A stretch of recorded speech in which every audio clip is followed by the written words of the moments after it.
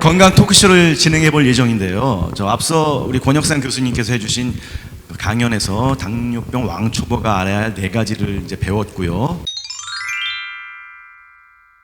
당뇨병을 맨 처음 진단을 받으시게 되면 굉장히 당혹스럽습니다. 누구나 다 나 당뇨병 이제부터 관리 잘해야지, 이런 분들은 굉장히 드뭅니다. 당뇨병을 진단을 받게 되면 받음과 동시에 익숙했었던 생활 패턴의 변화가 필요하게 되고, 그 다음에 새로운 관리 방법에 대해서 저희가 수행을 해야 됩니다. 그렇기 때문에 변화와 그리고 내가 시도를 해야 되는 것들이 2가지가 중첩이 되어서 굉장한 스트레스로 다가오게 됩니다. 이러한 스트레스는 여러 가지 복합적인 감정을 야기를 시킵니다.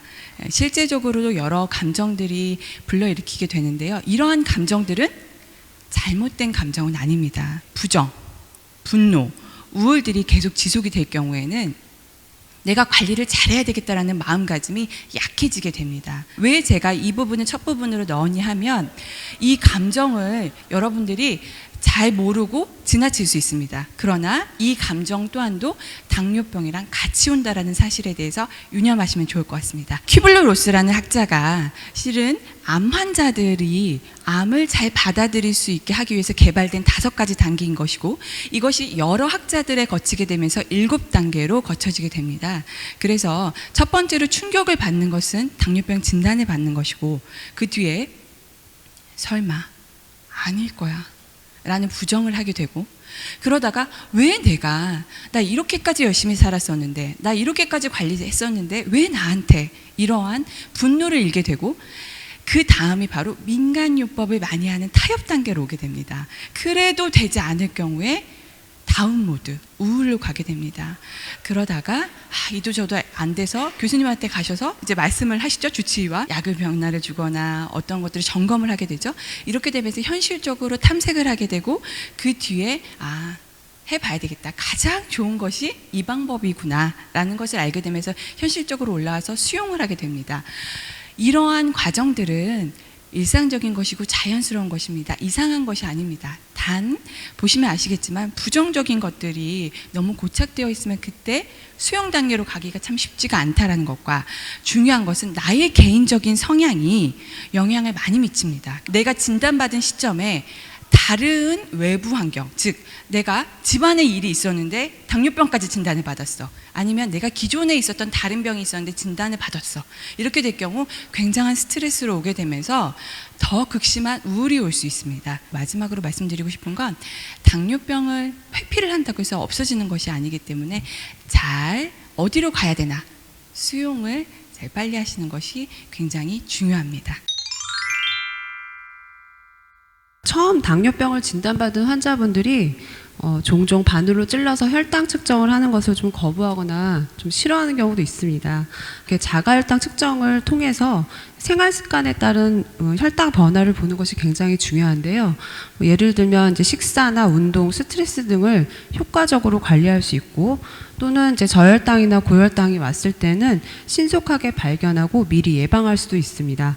또 한 가지는 이제 당뇨약이나 인슐린 치료를 받고 있는 경우라면 용량 조절의 근거로 활용할 수 있겠고, 또 의료진의 진료 및 상담의 기초 자료로 활용할 수 있어서 혈당을 목표내로 잘 조절할 수 있는 가장 유용한 도구라고 하겠습니다. 혈당 측정은 이제 매 식전 혈당과 매 식후 혈당, 또는 이제 잠자기 전 혈당으로 나눌 수 있습니다. 혈당 측정 중에 이제 공복 혈당이라고 하는 거는 식사 전에 혈당 측정을 하는 것으로 약이나 인슐린 주사 전에 혈당 측정을 하는 것을 의미합니다. 식후 혈당은 식사 첫 숟가락을 뜬 시점부터 2시간째 혈당을 측정하는 것으로, 주로 이제 탄수화물 섭취가 많거나 외식을 하는 경우에 식습관의 패턴에 혈당 변화가 어떻게 되는지를 확인할 수 있습니다. 혈당의 측정이나 빈도, 시간, 이런 것들은 환자의 상태나 경제 상황, 알고자 하는 정보 등에 따라서 모두 개별화할 수 있습니다. 자가혈당 측정기는 굉장히 여러 종류가 있고요. 사용 설명서에 따라서 바르게 혈당 측정하는 것이 되게 중요합니다. 기본적인 사용법은 이제 다음과 같습니다.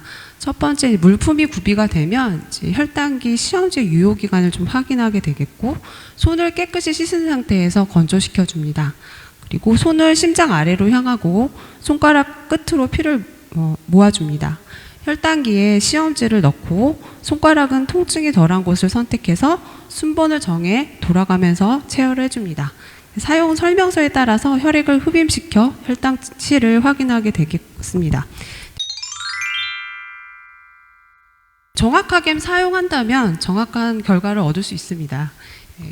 혈당 측정기는 병원 혈액 검사랑 비교해서 한 10에서 15% 정도는 낮게 측정되기 때문에요. 혈당 수치를 해석하는 데는 좀 주의가 필요합니다. 만약에 집에서 혈당 측정을 하실 때 손가락 끝을 너무 쥐어짜게 되면 실제 혈당보다는 좀 낮게 측정이 될 수가 있고요.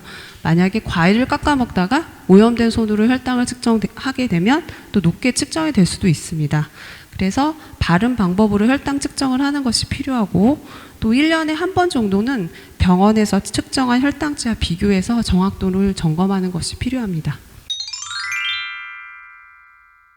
당뇨병 환자분들의 식사 관리 비법을 제가 하나씩 알려드릴 테니까 잘 들으시고 참고해 주시기 바라겠습니다. 많은 분들이 뭘 먹으면 좋아질까라고 많은 질문을 하시고 궁금해 하시는데, 네. 결론적으로 말씀드리면 당뇨병에 있어 특별한 음식은 없습니다. 내가 현재 먹고 있는 식사를 점검해서 어디가 문제가 있고 어떤 점이 잘못되어 있는지를 파악해서 그 부분을 수정해서 가능한 건강한 식습관으로 바꾸는 게 식사요법입니다. 하루에 3번 규칙적으로 먹는 게 필요하고요. 네. 무엇을 먹을 건지, 가급적이면 반찬을 골고루 먹는 습관과 얼마나 먹을 건지, 내 키와 체중, 활동 정도에 맞춰서 알맞은 양을 먹는데 그걸 모른다 그러면 과식하지 않는 건강식을 이루는 게 좋겠고요. 제 키하고 체중, 활동 정도를 이용해서 내가 얼만큼 먹어야 되지 알아보는 건데요. 네. 남자분 같은 경우에는 키 곱하기 22를, 여자분 같은 경우에는 키 곱하기 21을 하면 내 키의 가장 이상적인 체중을 구할 수 있습니다. 이 이상적인 체중과 나의 현재 체중을 비교해서 90에서 110% 범위라 그러면 정상 체중 범위, 120%가 넘어가면 비만이라고 판단할 수가 있고요. 그 다음에 이렇게 나온 이상 체중을 가지고 내가 현재 정상이라 그러면 이상 체중에다 30 정도를 곱하면, 또 비만이거나 활동이 적을 때는 25 정도를, 너무 말랐거나 활동량이 많을 때는 35에서 40을 곱하게 되면 내가 먹어야 될 양이 나옵니다. 이런 계산식이 복잡하다라고 생각하신다 그러면 굉장히 일단은 복잡합니다. 과식하지 않으면 되겠습니다. 우리가 음식을 먹으면 탄수화물은 100%, 단백질은 50%, 지방은 10%가 포도당으로 전환이 되게 됩니다. 단백질은 혈당을 만드는 것 외에도 우리의 근육과 뼈와 피를 만드는 핵심 재료입니다. 특히 그 중에서도 질 좋은 재료가 고기이기 때문에 반드시 고기 섭취는 필요하고요. 당뇨에 채소가 좋다고 하지만 채소를 먹는 것 외에도 단백질을 함께 먹는 게 중요합니다. 고기를 먹을 때는 가급적이면 너무 기름진 것들, 그러니까 삼겹살이라든가 아니면 기름에 튀긴 치킨보다는 구운 고기, 삼겹살보다는 등심이라든가 아니면은 기름기를 좀 잘라낸 고기를 먹는다든가 아니면 전기구이 통각을 먹는 게 좋겠고요. 보통 당뇨병에는 먹으면 안 되는 음식은 없습니다. 당뇨병은 양의 개념이기 때문에 과일도 드셔도 됩니다. 과일을 먹을 때는 내가 하루에 먹어야 되는 열량 범위 내에서 먹는 게 필요하고요. 어느 정도 양을 조절하는 것은 필요합니다. 바나나처럼 당분이 많고 수분이 적은 거는 50g, 반 개 정도가 해당되지만 수분이 많고 당도가 떨어지는 토마토는 작은 거 2개, 350g을 드실 수가 있습니다. 당뇨병 환자의 식후 혈당을 굉장히 중요한데요. 이 식후 혈당은 내가 먹은 음식의 탄수화물 양하고 관계가 있습니다. 그래서 음식을 먹을 때 탄수화물이 적고 그 다음에 열량까지 적은 것들은 좀 자유롭게 드실 수가 있는데요. 우리가 주로 당뇨병 환자들한테 많이 드시라고 그러는 채소 종류, 콩나물, 시금치, 배추, 그런 것들은 많이 드셔도 되고요. 또 해조류들, 미역, 김, 다시마, 곤약 같은 것들도 자유롭게 드실 수가 있습니다.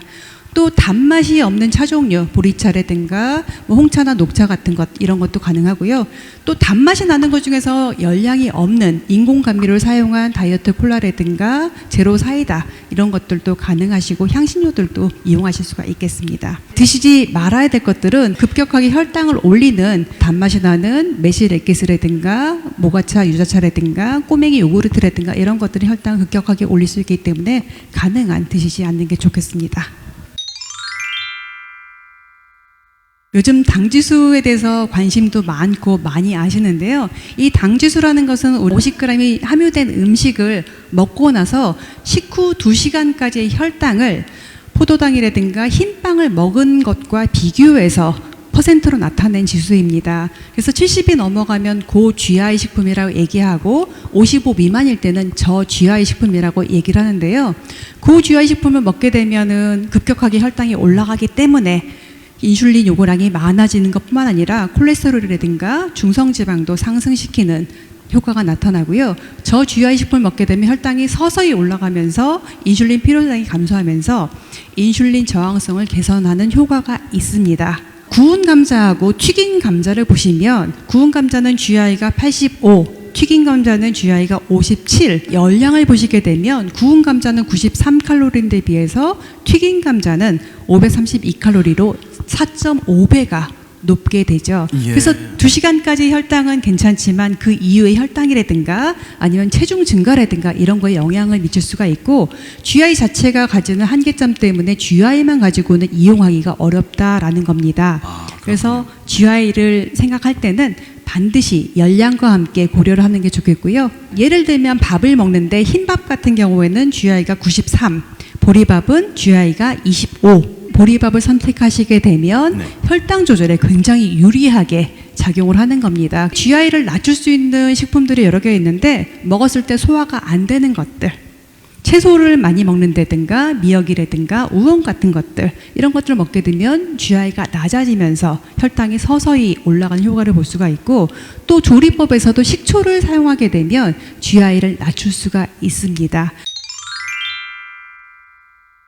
당뇨병에 있어서 절대로 먹으면 안 된다라는 건 없습니다. 우리가 입에 먹었을 때 단맛이 난다 하는 것들은 포도당 아니면 설탕이나 요당 같은 이당류 식품입니다. 이런 것들은 알갱이가 1개나 2개가 있기 때문에 입에 들어갔을 때 단맛이 나면서 몸에 들어가서 바로 흡수가 되면서 혈당을 올리는 그런 식품입니다. 복합당이라는 것들은 우리가 주로 먹는 밥, 빵, 국수 같은 것들인데요. 이 아까 단순당이나 복합 이당류가 300개에서 수천 개, 수만 개가 뭉쳐 있습니다. 이런 것들은 우리가 입으로 씹어서 잘게 부수고 또 소화액으로 녹여서 몸 안에서는 포도당으로 바뀌어서 그러니까 내가 설탕을 먹지 않았지만 내가 밥을 먹어서 소화시키면 내 몸 안에는 이미 설탕이 들어와 있는 거기 때문에 따로 필요하진 않다는 겁니다. 그리고 이제 섬유질이라는 게 섬유소라고 하는 것들이 있는데 이것도 이 포도당이나 그런 게 수만 개, 수천 개가 뭉쳐 있는데 부수는 건 어느 정도 할 수 있지만 소화액이 더 이상 분해를 하지 못합니다. 그래서 우리 몸에서는 흡수가 되지 않고 그대로 몸에 있다가 대변을 통해서 밖으로 나가기 때문에 혈당 조절에 많은 도움을 줄 수가 있습니다. 혹시 다이어트 콜라, 제로 사이다, 리콜라 사탕 이런 거 혹시 드셔보셨어요? 입에 넣으면 달고 설탕 대용으로 사용할 수 있습니다. 네. 여기에는 설탕 대신에 아스팔탐이라는 인공 감미료가 사용되는데요. 이 아스팔탐은 설탕의 200배의 단맛을 가지고 있습니다. 그래서 200분의 1만 사용하기 때문에 열량이 거의 없고 따라서 몸에 들어갔을 때 혈당을 거의 올리지 않기 때문에 입에서는 단맛을 느끼면서 혈당을 조절할 수 있는 장점을 가지고 있고 이러한 장점을 가진 게 아스팔탐뿐만 아니라 사카린이라고 많이 들어보셨죠? 김치 담글 때 사용하시는 사카린 나트륨이라든가 아세설팜칼륨이라든가 수크랄로스라는 것들이 있습니다. 당뇨 환자분들은 쌀밥보다는 잡곡밥, 앞에서도 말씀드렸듯이 잡곡밥이 훨씬 더 혈당 조절에 유리한 것도 맞고요. 또 채소를 많이 먹으면 섬유소가 많기 때문에 혈당 조절에 도움이 됩니다. 그리고 쑥갓이라든가 시금치 같은 칼륨이 많은 채소를 먹게 되면 몸 밖으로 소금기를 배출하면서 혈압을 약간 조절해주는 좋은 효과도 얻을 수가 있습니다. 그렇지만 이제 합병증으로 콩팥이 나빠지기 시작하면 몸 안에 있는 칼륨을 바깥으로 버리지 못하면서 몸 안에 칼륨이 쌓이게 됩니다. 이 칼륨이 몸 안에 쌓이게 되면 감각 이상이 일어나기도 하고 쥐가 나고 또 심장이 서서히 느려지면서 심장마비라는 굉장히 위험한 상황까지도 발생할 수가 있는데요. 그래서 일반 당뇨 환자들은 채소를 많이 먹고 잡곡밥을 먹는 건 당연한 거고, 그렇지만 내가 합병증으로 콩팥이 나빠졌다 했을 때는 이런 것들을 주의하는 게 필요합니다. 그래서 대표적으로 일단은 잡곡밥 먹던 걸 쌀밥으로 바꾸셔야 되고요. 아까 제가 고기하고 생선, 두부, 계란을 드셔야 된다고 했지만 콩팥이 나쁠 때는 고기, 생선, 두부, 계란 먹는 양을 좀 줄이셔야 되고요. 또 소금기도 줄이는 게 필요합니다. 여러 가지 이유가 있겠지만 당뇨는 결국은 혈당이 올라가는 거니까 혈당이 떨어지는 게 중요하겠죠. 기억하셔야 될 건 혈당 떨어지는 게 단기 효과가 있고 중기 효과가 있습니다. 그러니까 운동하시면 한두 시간 식후 혈당 떨구는 효과가 있는가 하면 운동을 하게 되면 인슐린 감수성이라는 게 증가가 됩니다. 즉 우리 몸에서 인슐린이 잘 이용이 될 수 있게 되는 건데요. 그러다 보면 이제 약 드시거나 또는 인슐린 맞으신 분도 약효가 좋아질 수 있거든요. 이게 길게는 하루 반, 이틀까지도 갈 수가 있습니다. 유산소 운동, 대표적인 게 뭐 이제 빠르게 걷기나 또는 이제 뛰는 거가 되겠죠. 그 다음에 근력 운동, 저희가 뭐 여러 가지 엮기를 한다든지 이런 것들이 있겠고, 유연성 운동은 이제 스트레칭 같은 게 있겠죠. 제일 중요한 건 세 가지를 다 하면 좋지만 여러분들이 제일 흥미를 느낄 수 있는 운동부터 시작을 하시고 천천히 내 몸에 적합하게 맞게 하셔야지, 괜히 욕심내셔가지고 안 하시던 엮기를 들으시다 보면 이제 오십견이 온다든지 잘못하면 큰일 날 수가 있으니까 이런 운동들을 서서히 맞춰서 하시는 게 좋겠습니다. 생활 속에서 실천할 수 있는 운동이 제일 중요하다, 이렇게 말씀드리고 싶습니다. 당뇨 환자분들이 운동을 하시게 되면 아까 제일 말씀드린 것처럼 혈당이 떨어질 수가 있으니까, 저혈당이 쉽게 오거나 자주 오셨던 분들은 운동 전후에 혈당 측정기에 꼭 구비하셔서 확인을 하셔야 될 것 같고요. 무엇보다도 제가 이제 주치 선생님이랑 상담하시라는 거 계속 강조를 했는데, 이것도 마찬가지입니다. 당뇨병 환자들 중에서 예를 들어서 망막 합병증이 있어서 이제 망막 출혈이 있으신 분들은 엮기 들려고 이렇게 꼭 힘주시다가 갑자기 터질 수가 있거든요. 합병증을 가지고 있는 거에 따라서 제한을 하거나 하지 말아야 되는 운동들이 있고, 또 반면에 조금 더 많이 하시면 좋은 운동들이 있기 때문에 선생님이랑 상의하셔가지고 하시면 좋을 것 같습니다.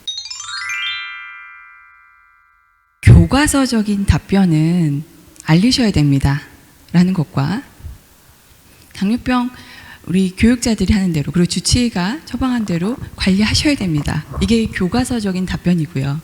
그런데 우리를 기다리고 있는 현실은 교과서적이지 않습니다. 제가 이렇게 지금 20대부터, 그러니까 청년부터 장년층까지 제가 이렇게 발췌해 온 이유는 많은 환자분들이 저한테 와서 호소하는 부분들이었었고, 60대 이상은 오히려 관리를 좀 더 잘합니다. 호소하시는 문제를 좀 살펴보면 20대는 동성, 이성 친구한테 어떻게 알려야 되는지, 그리고 만약에 알린다고 하면 또는 알리지 않는다고 하면 내가 어떻게 그 안에서 관리를 해야 되는지, 그리고 30대에서 가장 많이, 그리고 제가 많이 상담을 한 결과 결혼할 상대에 대해서 어떻게 얘기를 해야 되며 결혼할 상대의 부모님께 알려야 되나요? 말아야 되나요?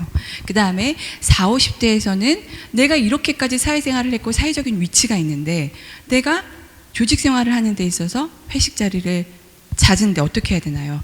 야근을 해야 되는데 운동할 시간이 없는데요? 라고 했는데, 이런 부분들에서 어떻게 해야 되는지 한번 다음 슬라이드에서 살펴보도록 하겠습니다. 20대에서의 가장 많이 호소하는 것 중에 너무나 사회활동이 지금 이제 막 시작돼야 되기 때문에 사회활동이 시작이 되고 사회관계가 구축이 되고 확대되는 시기입니다. 그렇기 때문에 더더욱 당뇨병을 밝히기가 쉽지 않습니다. 20대에서는 일단은 이성 친구랑 많은 시간을 보내고 있기 때문에 이성 친구랑 만났을 때 아까 이영란 영양사 선생님이 말씀하셨죠. 못 먹는 음식은 없습니다. 맛있게 드실 때 양을 조절을 하시고 뒤에 디저트를 먹으러 가시기보다는 액티비티를 하시는 것이 굉장히 좋습니다. 30대 제가 실제적으로 많은 상담을 했었는데 결혼할 상대를 데리고 와서 울면서도 상담을 하시고 그러셨는데 은폐, 회피 이것보단 공개하시는 것이 장기적으로 좋습니다.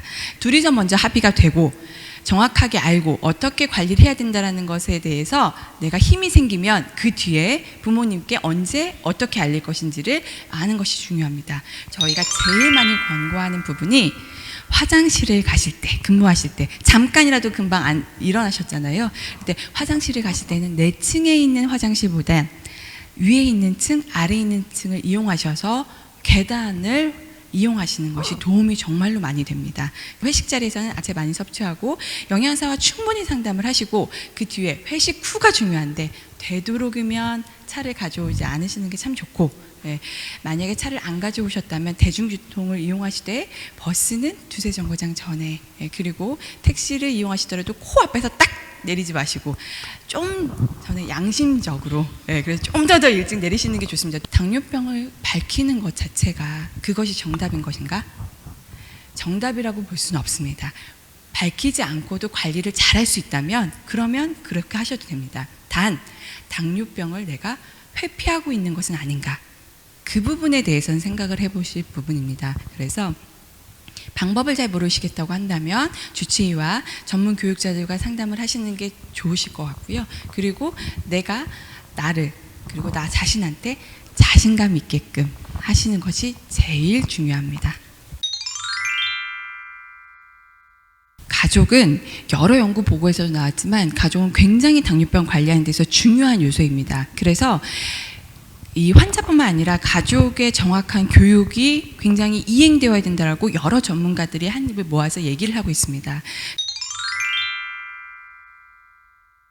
당뇨병 관리의 가족 유형을 크게 4가지로 나눠볼 수 있는데 첫 번째로는 적극적인 지지형입니다. 적극적인 지지형은 뭐든지 좀 같이 하는 성향이 있습니다. 그래서 당뇨병 관리에서 도움이 되는 행동 습관에 참여를 하는 거죠. 즉 식이도 만약에 우리 집이 좀 짜게 먹었으면 좀 저염식으로 한다든지 채소를 좀 안 먹는 집이었으면 좀 채소 양을 좀 늘린다든지 야식을 많이 먹는 집이었으면 야식의 횟수를 당연히 줄여야 되는 것이고 튀김식으로 많이 볶거나 아니면 튀기는 음식을 많이 했었다면 그것을 또 찌거나 굽는 걸로 좀 바꿀 수 있었는지 이런 것들에 대해서 함께 하는 가족이면 적극적인 지지형에 들어갑니다. 그리고 우리이지 당신, 너 아닙니다. 이러고 해야지, 저거 해야지, 이렇게 하면 안 돼, 저렇게 하면 안 돼 라고 하면 말로만 하는 유형들이 바로 수동형 지지형입니다. 그래서 너에게 더, 그래서 우리가 아니고 너라는 측면에서의 수동형 지지형입니다. 그러나 긍정적으로 피드백을 많이 해주는 지지형이긴 합니다. 세 번째로서는 이런 부정적인 감시형인데요. 부정적인 감시형은 환자 중심이 아니라 보통은 헬리콥터 뷰를 가지고 있는 부모에게서 많이 나타나게 되는데 내 기준의 판단에 의해서 식단을 짜거나 기준을 정해서 판단을 하게 될 경우에는 환자가 느끼는 것은 자꾸 비난으로 느껴지게 됩니다. 무관심형은 지식도 그 다음에 당뇨병을 관리하는 데서도 관심이 없는 유형이 바로 무관심형입니다. 환자만큼 당뇨병에 대해서 정확하게 아셔야 됩니다. 만약에 잘 모르는 상황에서 자꾸 코멘트를 하거나 참견을 하게 되면 방해 요인이 될 수 있습니다. 두 번째로는 과보는 금물입니다. 만약에 내가 너무 과하게 일부 앞으로 더 가서 만약에 지적을 하게 되면 그것이 비난으로 들리고 간섭으로 들려서 내가 잘 할 수 있는데 나의 동력이 떨어질 수 있습니다. 그래서 이 과보는 금물이고 세 번째로 동행. 굉장히 중요합니다. 함께 해보시고 운동도 해보시고 식이요법도 잘 같이 해보시고 그리고 병원에도 같이 가봐야 우리 환자가 이렇게 어려움이 있구나 라는 것을 이해하실 수 있기 때문에 동행 굉장히 중요하고요. 마지막으로 제가 부모 교육을 할 때 또는 가족 교육을 할 때 제일 많이 하는 말인데 또 매번 할 때마다 이런 빈도부사를 사용을 하게 되면 굉장한 스트레스입니다. 그래서 이렇게 빈도부사를 사용할 때 입을 닫고 엄지척을 해서 잘했어. 그렇게 하셔야지 자꾸 빈도부사가 튀어나오는 순간 환자분은 하지 않으시려고 하실 겁니다. 보통 70 미만을 저희가 1단계 저혈당이라고 하는데, 당뇨병이 없으신 정상인들이 3일을 아무것도 먹지 않을 경우 70 미만으로 또는 54 미만으로 떨어지는 것 자체가 비정상입니다. 우리 몸에서는 3일을 굶더라도 아무것도 먹지 않아도 혈당을 정상으로 유지하게끔 하는 기능이 있거든요. 자, 그런데 당뇨병은 혈당을 떨구려는 약을 먹는 거죠. 네. 그리고 인슐린도 맞으시고, 문제는 약을 먹거나 인슐린을 맞았을 때 하나를 먹으면 혈당이 50이 떨어지고 두 알을 먹으면 100이 떨어진다고 했을 때, 혈당이 아까 100이 정상이라고 했죠. 200, 300인 사람이 혈당약을 두 알을 먹어서 100이 떨어지면 좋은 일이겠지만, 내가 이미 정상인 상태인데 약을 두 알을 먹어서 0은 안 나오겠지만 혈당이 그 이하로 떨어지게 되면 그건 굉장히 문제가 크겠죠. 네. 그런 면에서 저혈당이 문제가 되는 거고요. 그래서 원인은 제가 이미 말씀드린 것처럼 약물과 관련된 것도 있고, 아까 운동과 말씀드렸을 때 운동이 너무 과하거나, 특히 운동을 하더라도 식사가 걸러지거나 너무 늦게 또는 적게 드시고서 운동 많이 하실 경우 이제 저혈당이 문제가 될 것 같습니다. 네. 저혈당의 증상은 사실은 어떻게 보면 우리 몸을 보호하기 위한 증상들인데, 말씀드린 것처럼 3일을 굶어도 저혈당이 안 오는 것 중에 하나는 우리 몸에서 혈당을 만들어내는 자가 발전 기능도 있지만, 네. 이렇게 혈당이 떨어지게 되면 우리가 뇌세포가 특히 이 혈당에 민감하거든요. 네. 그래서 이걸 보호하기 위해서 몸에서 이렇게 신호가 옵니다. 여기 지금 보시면 배고픈 게 예를 들어서 90이면 배고픈 증상, 80까지 떨어지면 식은땀, 70까지 떨어지면 손발 떨림, 그 다음에 이제 40, 30까지 떨어지면 혼수 상태, 이런 식으로 혈당의 그 수치에 맞춰서 이런 증상들이 나타나게 되고, 네. 그런 증상들을 느끼는 우리는 이제 자꾸 뭘 먹게 되는 거죠. 네. 문제는 이제 주무실 때는 이걸 모를 수가 있다는 거죠. 그래서 야간 저혈당 증상이라고 하면 되게 식은땀이 나거나 악목을 껐다, 이런 부분들, 그 다음에 아침에 일어났을 때 두통이 있다, 이런 거는 야간 저혈당을 반드시 의심을 하시도록 되어 있습니다. 네. 그 저혈당은 너무 많이 떨어졌을 때 당연히 해가 있을 수 있고요. 네. 너무 많이 떨어지는 게 계속 반복이 될 경우에는 저혈당의 그런 증상들이 90일 때 나타나야 되는 증상이 양치기 소년처럼 너무 자주 오게 되면 70이 돼야지만 나타날 수가 있고, 또 40 미만이면 이제 혼수 상태에 빠질 수도 있어서 그 전에 미리 이 경고 메시지가 떠야 되는 증상들이 네. 이 전혀 없다가 갑자기 3, 40 돼서야 의식을 잃으면서 증상이 나타날 수 있거든요. 이게 저혈당 무감지증입니다. 그래서 꼭 아셔야 될 것은, 당뇨병 환자분들이 저혈당이 조금이라도 있을 경우에는 잠시 후에 이제 저혈당 대처 방법에 대해서 우리 나영 간호사 선생님이 말씀을 해주실 텐데, 저혈당 방법이 없도록 꼭 주의해서 관리를 해주셔야 될 것 같습니다. 네. 이제 첫 번째로는 이제 혈당 검사를 해보고, 또 저혈당 증상이 있고, 또 혈당이 70 아래로 떨어졌다고 하면 저혈당 응급식품을 빠르게 섭취하는 것이 중요합니다. 이때는 이제 단순당질 15에서 20g 정도의 음식 섭취를 하시고, 한 15분 정도 휴식하신 다음에 혈당 점검을 하셔서 저혈당 증상이 사라졌는지를 확인하시면 되겠습니다. 만약에 15분 후에 혈당이 오르지 않는다면 저혈당 음식 섭취를 한 번 더 하실 수 있으시고요. 또 많이 먹는다고 해서 또 회복 시간이 단축되는 것은 아니기 때문에 많이 먹지 말고 알맞게 먹고 휴식하시는 것이 중요합니다. 응급식품은 이제 단순당질 한 15에서 20g 정도의 음식 섭취를 하시는 게 좋은데, 그림에서 보는 것처럼 주스 4분의 3컵 또는 설탕이나 꿀 한 숟가락 또는 사탕 3, 4개, 요구르트 1개 정도의 음식 섭취를 하는 것이 좋습니다. 주의사항은 지방이 많이 포함된 초콜릿이나 아이스크림 등은 이제 혈당을 천천히 올라가기 때문에 적합하진 않습니다. 대부분 환자분들 중에 교육하다 보면은 제일 많이 저혈당이 오는 경우가 이제 식사가 불규칙적일 때 많이 온다고 합니다. 식사나 운동, 약물의 균형을 잘 맞춰서 생활하시는 게 도움이 되실 것 같습니다. 당뇨병 첫걸음이라는 주제로 이렇게 진행을 해봤습니다. 여러분들께 정말 많은 도움이 됐길 간절히 바라고요. 오늘 함께한 패널 분들도 오늘 좋은 말씀 주셔서 너무 감사합니다. 마지막으로 우리 돌아가면서 오늘 함께해 주신 소감 듣도록 하겠습니다. 예. 그러니까 실천하는 삶을 저희는 응원하고 있고, 주치의 선생님 포함해서 여러 전문가 선생님들 그 병원 가실 때마다 문턱 다 낮으니까요. 예, 꼭 상담하시고, 당뇨병 평생 관리입니다. 지금은 뭐 90세까지 100세까지 지금 생각을 하기 때문에 건강하게 관리하시면 좋을 것 같습니다. 첫걸음은 누구나 다 어렵습니다. 그래서 그거는 익숙해지는 데는 시간이 많이 걸립니다. 그래서 첫걸음에 너무 다 걸음을 다 때려가 하지 마시고요. 예, 첫 술에 배부를 수도 없기 때문에 천천히, 그리고 교육자들과 그리고 주치의와 함께 하시면 충분히 잘 해내실 수 있습니다. 당뇨 첫걸음이라고 해서 너무 많은 것들을 배워야만 하고 되게 머리가 복잡할 수도 있는데 너무 두렵거나 어려워하시지 않으셨으면 좋겠습니다. 처음부터 잘하는 분들은 없고요. 만약에 이제 생활 습관 중에서 내가 고쳐야 할 부분들이 있으면 한두 가지 차츰 고쳐 나간다면 언젠가는 이제 당뇨병의 고수가 될 수 있으리라고 기대해 봅니다. 당뇨병에 대해서 공부를 하셨잖아요. 이 공부라는 것은 한 번 들으면 한 귀로 듣고 한 귀로 빠져나가서 기억이 안 남죠.